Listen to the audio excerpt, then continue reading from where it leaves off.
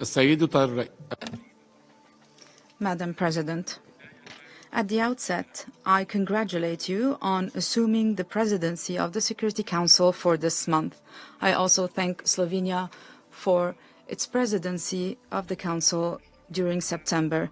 I would also like to thank France for requesting to hold this emergency meeting. I would also thank the Secretary General of the United Nations, Mr. Antonio Guterres, for his briefing and his calls. We express our solidarity with him and we support him and his efforts. Madam President, we gather today in your august council as the Middle East region is burning from all sides.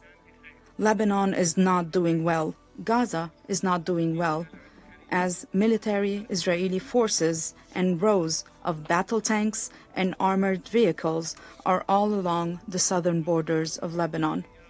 The Israeli government and its cabinet have ratified the ground invasion of Lebanon, which has started last night.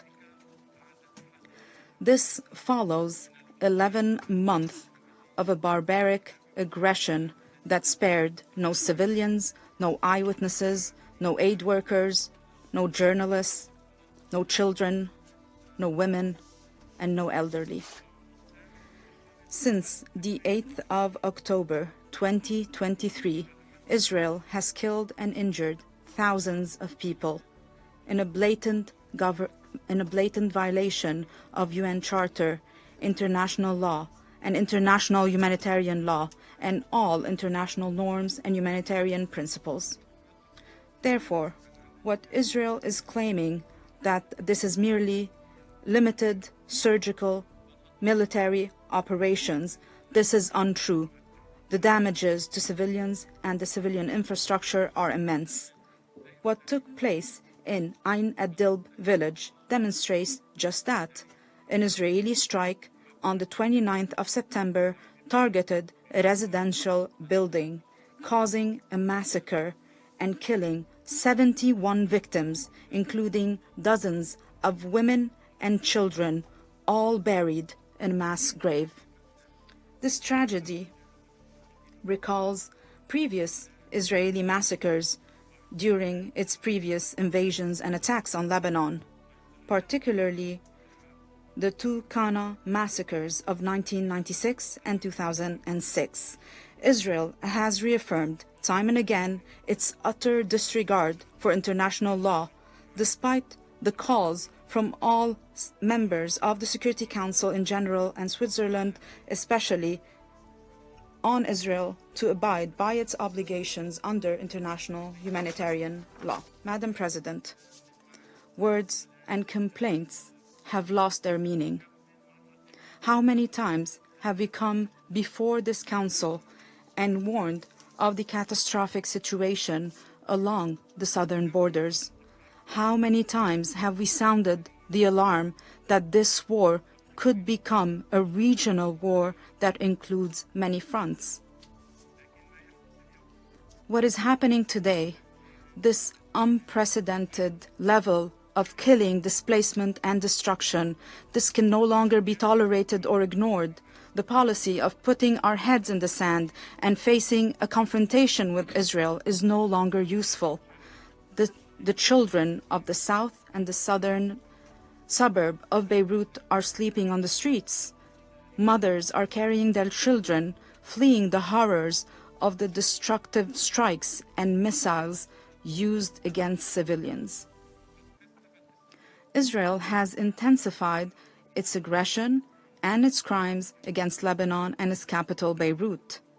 In one day alone, on the 23rd of September, Israel, through its aerial bombardments, killed 569 people, including 50 children and 94 women.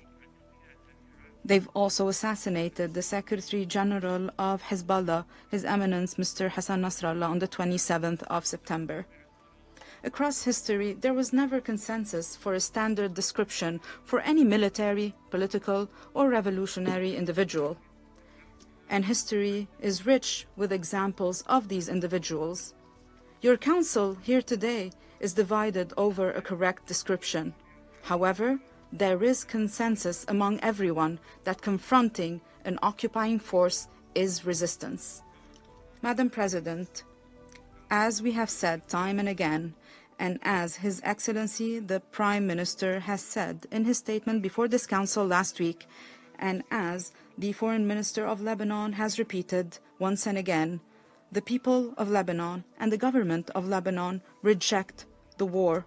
They want the implementation of Resolution 1701 with all its provisions. They want to deploy the Lebanese army in the south along our ground borders with the support of UNIFIL. This is the only solution for this blind war and this barbaric aggression.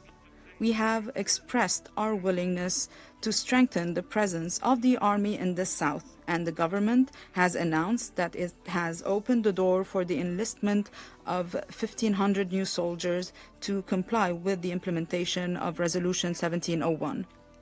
In this regard, I recall that Lebanon has agreed to the French-American initiative that Israel has also initially agreed to, but then rejected this initiative, even annihilated it with a wave of killing and destruction that has been unprecedented in scale and violence. We also reaffirmed the official position as stated by the Prime Minister yesterday. We remain committed to the call issued by the American and French presidents, supported by a number of friendly and sisterly countries. We pledge to implement all the points of the declaration, including an immediate ceasefire, to start to look into the implementation of Resolution 1701 fully. We welcome the call and we pledge to implement it immediately, and upon a ceasefire we are prepared to deploy the Lebanese army to the area south of the Litani River so that it can carry out its function fully in coordination with UNIFIL in the south. Madam President, today we are moving further and further towards an open, unrestricted regional war. The solution is to go back to political solutions based on relevant resolutions of international legitimacy.